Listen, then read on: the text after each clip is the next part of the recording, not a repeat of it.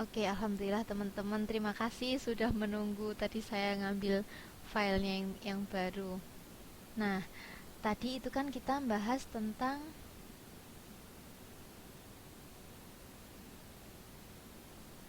eh, hubungan antara total quality management dengan quality assurance atau penjaminan kualitas, di mana quality assurance itu adalah salah satu dimensi dalam total quality management. Dan di sini untuk bisa menerapkan total quality management, kita harus memenuhi keempat dimensi yang merupakan dimensi standar dalam total quality management. Nah, kalau misalnya selanjutnya keempat dimensi tersebut itu akan membentuk suatu model yang terintegrasi dan bisa dilihat di dalam gambar yang dinamakan kontingensi model untuk penerapan total quality management berdasarkan budaya nasional. Di sini kita lihat total quality management itu tadi kan punya 4 aspek. Yang pertama adalah quality control, quality assurance, lalu total customer service, dan continuous improvement. Dan di mana kita harus memenuhi keempat elemen ini untuk bisa menerapkan total quality management. Nah, dari gambar di sini itu bisa terlihat bahwa pengendalian kualitas itu berkaitan dengan supervisi, inspeksi, dan pengendalian tersebut dapat diterapkan secara efektif pada negara-negara dengan jarak kekuasaan yang tinggi. Lalu selanjutnya, perbaikan secara terus-menerus, continuous improvement, dan perbaikan secara terus-menerus dan berkesinambungan itu menghendaki adanya budaya komitmen pada kualitas dan pembelajaran. Dimensi ini menghendaki penghindaran ketidakpastian yang rendah dan jarak kekuasaan yang rendah. Jarak kekuasaannya ini di sini rendah. Lalu selanjutnya total customer service atau total kepuasan pelanggan. Ini menekankan pada kerja tim dan pemberdayaan dari pelanggan internal yang memungkinkan dapat menanggapi pelanggan eksternal, di mana dimensi ini menghendaki budaya penghindaran ketidakpastian yang rendah. Sama seperti yang continuous improvement, menghindari budaya ketidakpastian yang rendah, kekuasaan yang rendah, dan kolektivisme. Oke ya.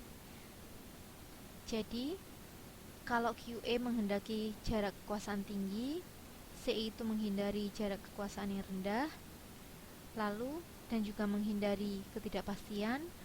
Total customer service menghindari ketidakpastian dan juga kolektivisme. Lalu yang keempat, quality assurance. Nah, kalau quality assurance ini menekankan pada tingkat formalisasi yang tinggi. Oke ya. Nah, inilah yang dinamakan kontingensi model untuk penerapan total quality management berdasarkan budaya nasional. Selanjutnya, kita masuk ke kegiatan belajar 2, di mana kegiatan belajar 2 ini akan berisi tentang standar penjaminan kualitas. Nah, di mana ada beberapa atau banyak standar penjaminan kualitas yang sudah banyak dikenal. Contohnya adalah ISO 9000, BS 5650, CANZ 299, AS 1821, ANSI atau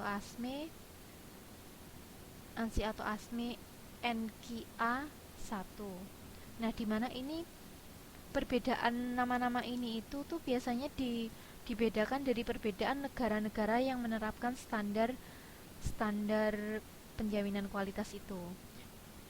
Contoh misalnya ISO itu kayaknya di Eropa ya. Kalau BS itu kan dari British Standard, itu didapatkan dari di apa namanya, dibangun di British. Nah, di sini dari gambar itu, dimana di sini penempatan model dalam hubungan total quality management untuk standarisasi bisa dilihat seperti gambar. Dimana dari gambar itu terlihat bahwa isu penting bagi perusahaan atau organisasi adalah memutuskan kapan menggunakan standar ISO 9000 dan kapan menggunakan model total quality management.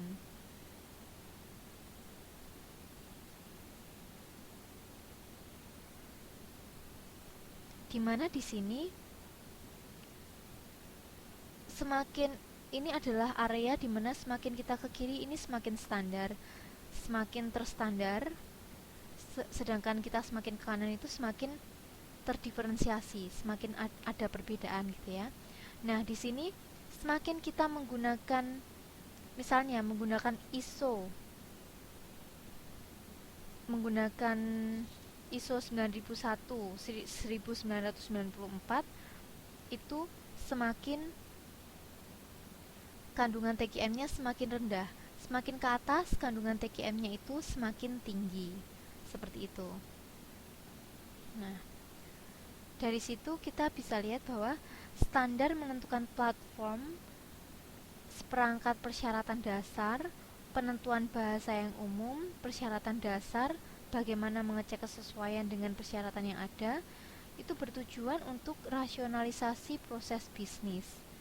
Di sini dari gambar 6.2 ini, yang mana ini menggambarkan tentang penempatan model dalam hubungan dengan TQM ini, disebut sebagai bidang standarisasi. Oleh karena itu, apabila tingkat kualitas itu keluar dari bidang standarisasi, berarti dia udah masuk ke bagian diferensiasi.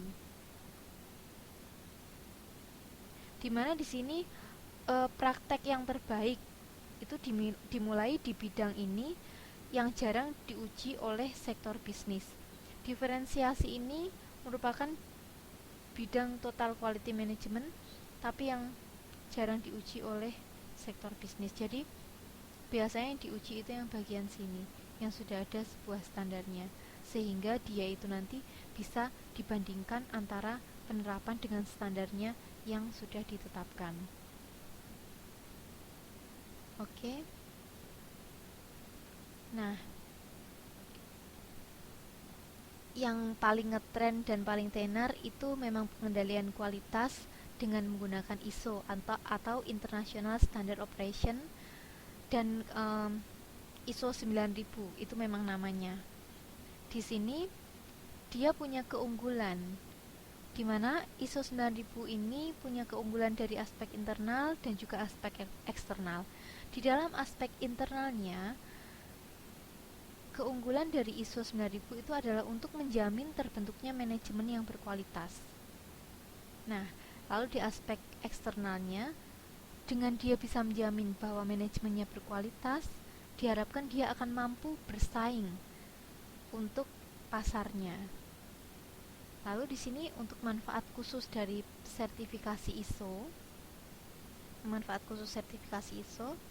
itu adalah satu, produktivitas dan penjualan ekspornya tinggi. Kenapa? Karena kalau misalnya manajemennya saja itu berkualitas ya. Jadi tolong dibedakan antara barang yang berkualitas dengan manajemen yang berkualitas.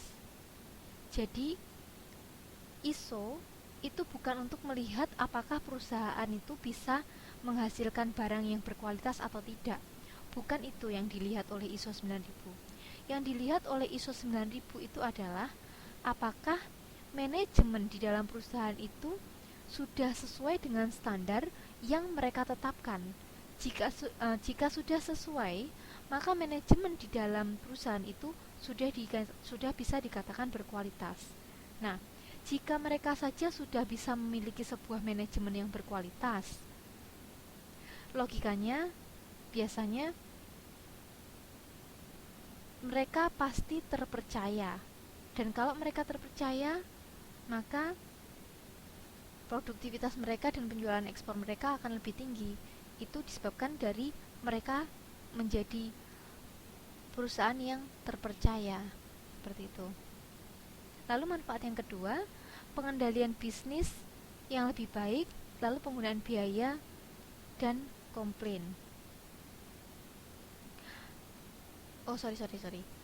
Manfaat yang kedua adalah pengendalian bisnis yang baik, sehingga akan didapatkan pengurangan biaya dan juga pengurangan komplain. Pengurangan biaya dan komplain. Oke. Lalu yang ketiga, meningkatkan quality of life. Lalu meningkatkan preferensi pelanggan, image terhadap kualitas perusahaan, lalu pengurangan prosedur dan dokumentasi, meningkatnya kesadaran tindakan pencegahan dan perbaikan.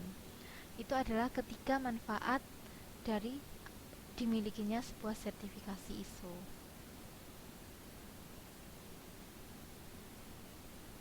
Oke, lalu bagian C itu adalah tentang peran penghargaan dalam quality assurance.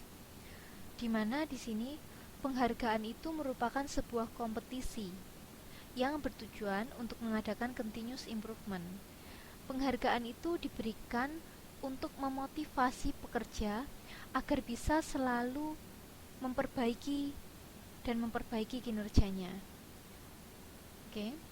Nah, di sini contoh penghargaan kualitas itu ada 3, yaitu Deming Prize yang digunakan di Jepang. Lalu yang kedua adalah Balgridge Award yang digunakan di Amerika, di mana awardnya adalah MBNQA atau Molcom Balgrid National Quality Award, yang mana ini adalah sebuah penghargaan untuk perusahaan unggul dalam menerapkan manajemen kualitas. Lalu yang ketiga, contoh penghargaan kualitas itu adalah European Quality Award di Eropa yang dinamakan EFQM atau European Foundation for Quality Management. Oke. Lalu selanjutnya, nah, ini tadi kan ini kita belum masuk ke dalam materi ISO. Kita masih ada di dalam materi quality assurance atau penjaminan kualitas, yang di dalamnya kita ada alatnya, yaitu ISO itu tadi ya, standar penjaminan kualitas atau ISO, di mana ISO tadi ada ISO 9000, di mana ISO 9000 itu adalah itu adalah standar untuk melihat kualitas dari sebuah manajemen. Nah, lalu ada lagi sebuah ISO yang dinamakan ISO 14000 yang merupakan standar untuk sistem manajemen lingkungan. Kalau yang 9000 adalah untuk kualitas manajemen, kalau yang 14000 adalah untuk sistem manajemen lingkungan. Nah, di sini ISO 14000 itu berhubungan dengan sistem pengelolaan lingkungan yang bersifat sukarela. Dalam arti, sebuah perusahaan itu kan identik dengan yang namanya limbah. Dan biasanya limbah itu adalah sebuah permasalahan yang harus ditangani oleh perusahaan agar limbah itu tidak mencemari lingkungan sekitarnya. Oleh karena itu, dibangun juga sebuah standar untuk memanage lingkungan perusahaan, sehingga dia bisa punya standar untuk mengatasi limbah mereka.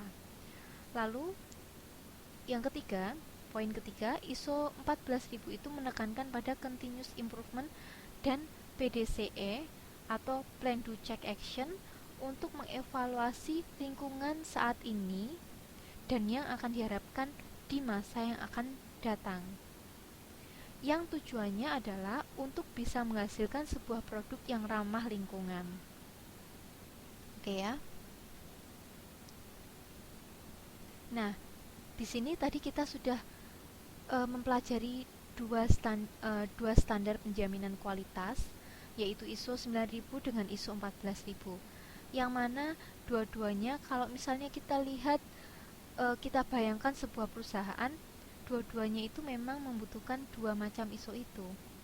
Nah, di sini integrasi atau penggabungan dari ISO 9000 dan ISO 14000 itu sangat bermanfaat untuk diterapkan oleh perusahaan. Kenapa? Karena integrasi ini bisa mengurangi biaya, bisa mencapai homogenitas dalam metodologi manajemen.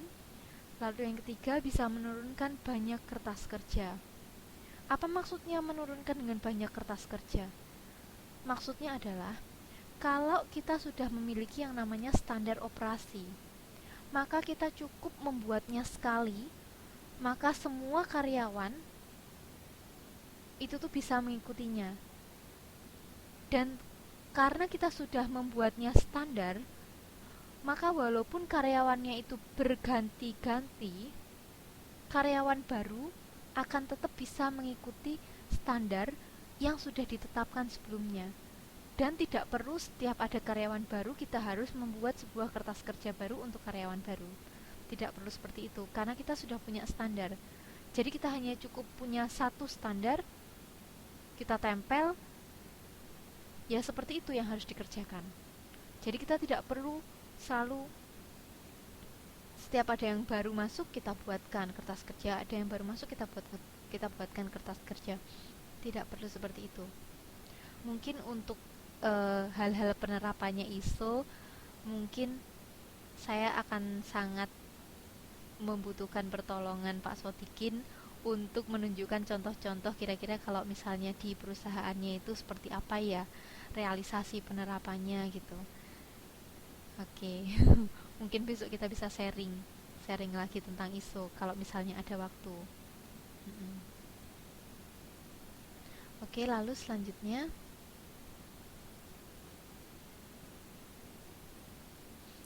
nih di ISO 9A. Selanjutnya kita udah masuk ke modul 7 ya. Dimana di modul 7 ini kita akan membahas tentang khususnya di ISO 9000-nya itu sendiri. Oke.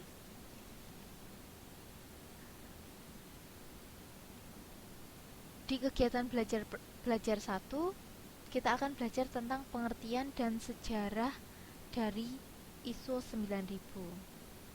Dimana di sini ISO 9000 itu merupakan standar sistem manajemen kualitas. Ya, jadi standar untuk melihat apakah sebuah manajemen dalam perusahaan itu berkualitas atau tidak.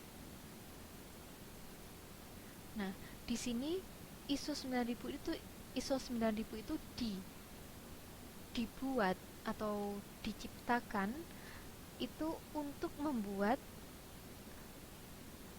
agar perusahaan konsisten terhadap aturan yang disepakati sehingga bisa memberikan hasil yang diharapkan.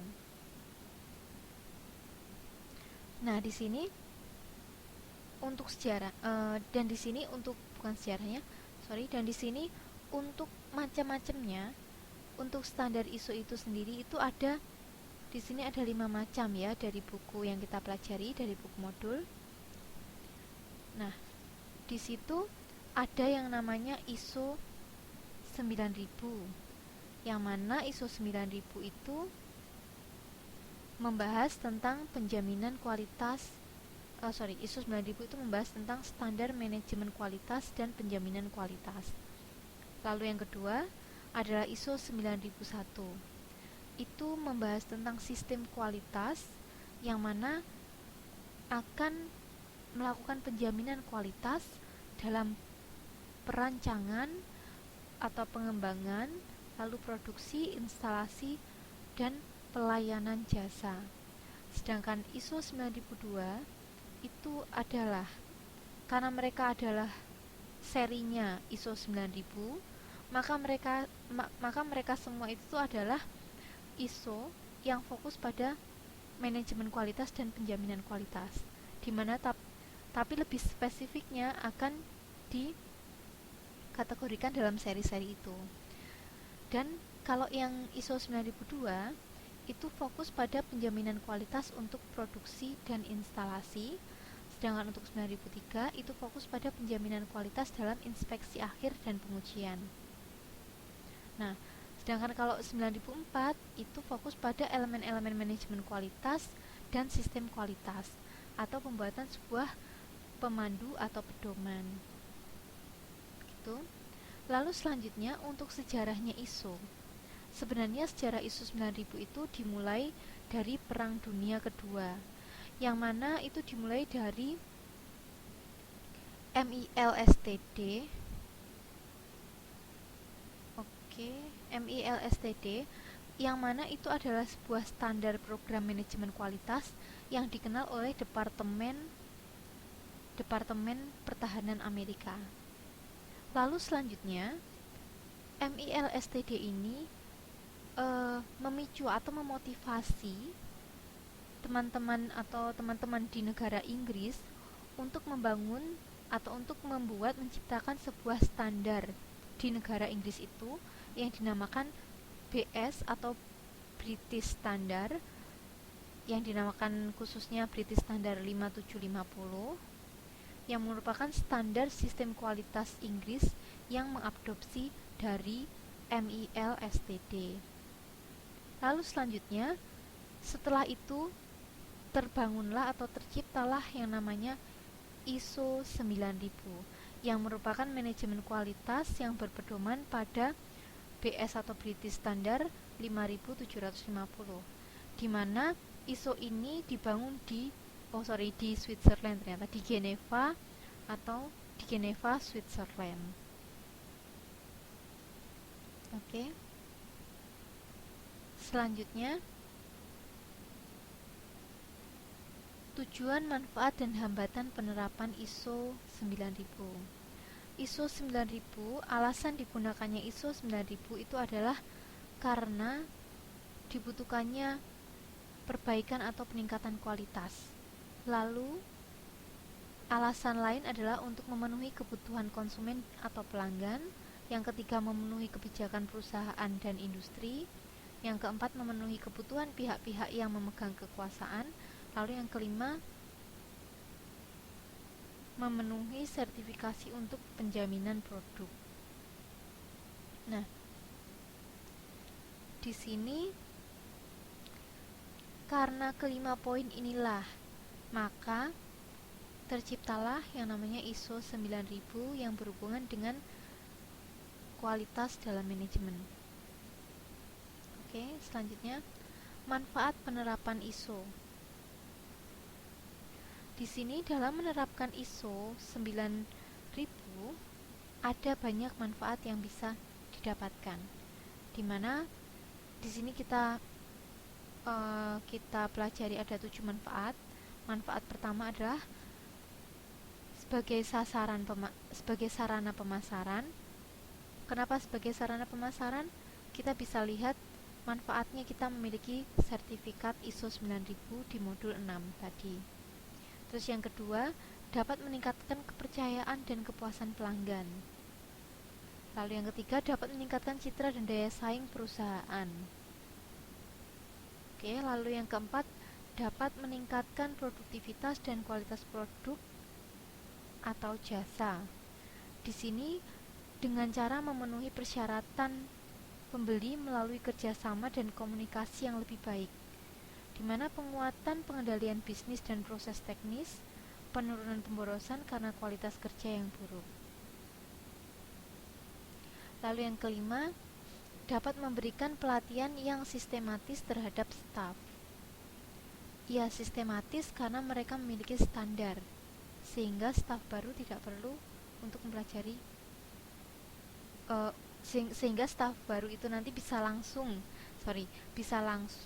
mengikuti standar-standar yang sudah ada. Lalu selanjutnya mengantisipasi tuntutan konsumen, dan yang terakhir manfaatnya adalah ISO 9000 itu dapat digunakan sebagai fondasi untuk pengembangan kualitas selanjutnya. Nah, lalu di sini untuk hambatan-hambatannya, beberapa kesulitan dalam penerapan ISO itu ada. Di sini ada beberapa faktor yang yang mana di bagian itulah penerapan dari ISO 9000 itu tuh sulit. Dan di situ kita lihat untuk sampai skala 5 kondisinya ini udah hampir 5 ya. Jadi disitulah tingkat-tingkat ini tingkat kepentingan, ini tingkat kesulitan. Dimana kita bisa lihat ini adalah faktor-faktor yang harus dilakukan untuk bisa mengimplementasikan standar ISO. Dan dari sini kita bisa lihat dimana dari tingkat kesulitan itu bisa dibilang di atas standar ya tingkat kesulitannya, atau di atas rata-rata, tingkat kesulitannya itu di atas rata-rata. Artinya untuk menerapkan ISO itu bukan sesuatu yang mudah. Dia sangat penting dan dia juga tidak mudah untuk diterapkan, tetapi dia harus diterapkan. Dan untuk itu kita harus berusaha agar di perusahaan itu bisa menerapkan ISO, karena kita harus memenuhinya untuk kepentingan perusahaan itu sendiri. Dari melihat tingkat kesulitannya ini, kita bisa lihat bahwa hambatan dalam penerapan ISO itu termasuk besar. Oke ya. Lalu selanjutnya, penerapan ISO dalam industri jasa. Nah, di sini ini ada sebuah tabel yang merupakan elemen kunci dari sistem manajemen kualitas jasa. Di sini dimana dari gambar ini menunjukkan bahwa untuk bisa berhasil dalam menerapkan ISO, di sini menunjukkan bahwa tanggung jawab seorang manajer, yang mana ISO 9000 itu adalah sebuah manajemen kualitas. Di sini tanggung jawab seorang manajer itu adalah untuk mengatasi hubungan dengan pelanggan, yang mana hubungan dengan pelanggan ini berhubungan dengan kualitas produk, yang mana di samping kualitas produk, untuk bisa menghasilkan sebuah produk yang berkualitas baik, sebelumnya kita harus membangun sebuah manajemen yang berkualitas terlebih dahulu. Nah, di sini dalam hubungan dengan pelanggan ada 2 poin yang harus dipenuhi, yaitu adalah struktur sistem yang berkualitas, lalu sumber daya atau personil dan juga materialnya harus memenuhi. Sehingga dengan terpenuhinya struktur sistem yang berkualitas dan juga sumber daya, personil dan material, kita akan bisa memenuhi kebutuhan pelanggan. Dan untuk itu, seorang manajer itu harus menyusun kebijakan kualitas yang berhubungan dengan bagian-bagian ini, agar manajemennya itu nanti memiliki standar. Jadi manajer itu bertanggung jawab untuk menyusun standar untuk hubungan dengan pelanggan, standar untuk sumber daya personil, dan juga standar untuk struktur sistem kualitas. Nah,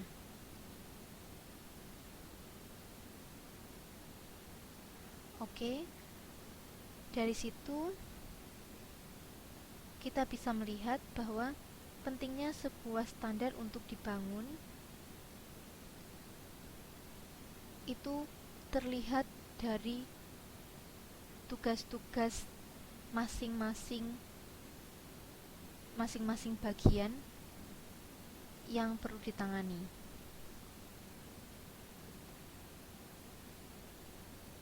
Oke ya. Lalu selanjutnya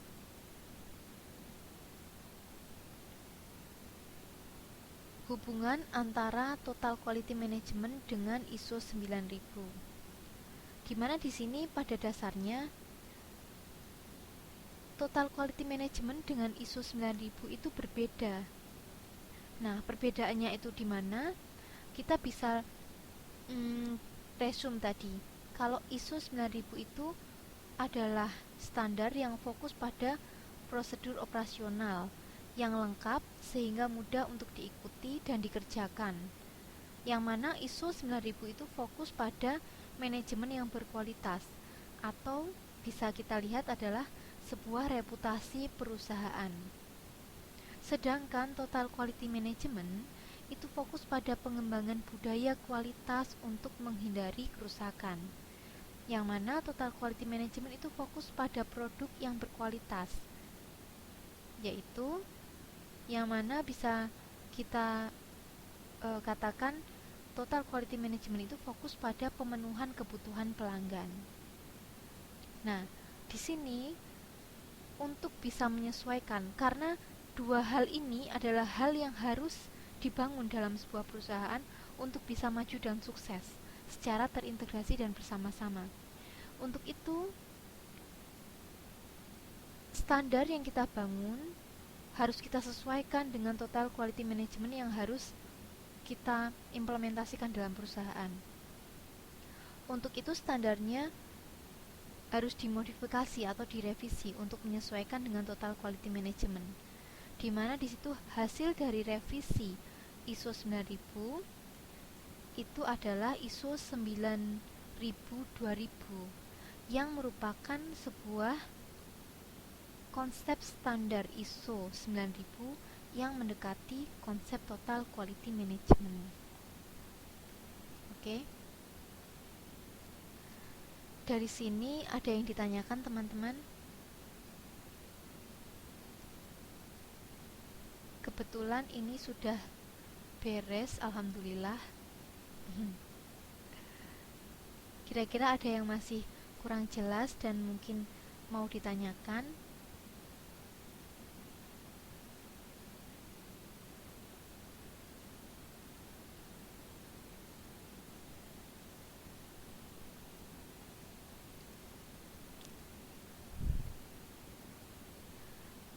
Oke, alhamdulillah. Misalnya belum ada yang ditanyakan.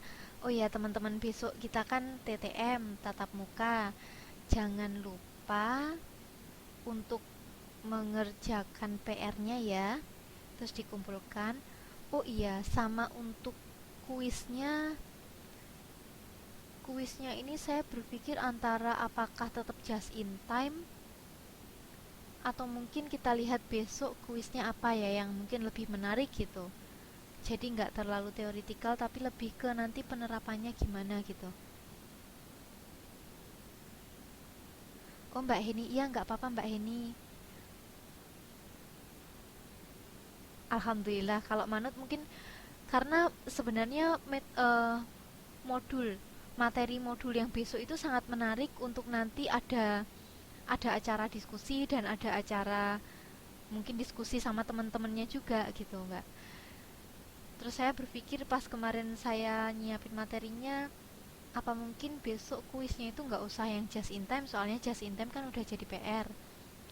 Jadi ini saya mungkin mau minta tolong sekalian diinformasikan ke teman-teman kalau mungkin untuk materi kuisnya itu belum tentu just in time. Bisa juga materi kuisnya itu adalah materi yang besok kita pelajari. Iya, nggih. Saya juga pengennya yang gampang-gampang aja dan yang menarik gitu, Mbak. Jadi yang mungkin nggak theoretical tetapi lebih ke orang tuh bisa ngebayangin jadinya itu tuh apa ya istilahnya? Bisa merefleksi ke nanti kenyataannya seperti apa kayak gitu sehingga tuh mudah ide-ide itu mudah keluar gitu. Pengennya seperti itu. Oke, alhamdulillah teman-teman misalnya tidak ada pertanyaan Terima kasih atas kehadirannya malam ini untuk kuliah manajemen kualitas. Oke, saya akhiri sampai sekian. Assalamualaikum warahmatullahi wabarakatuh.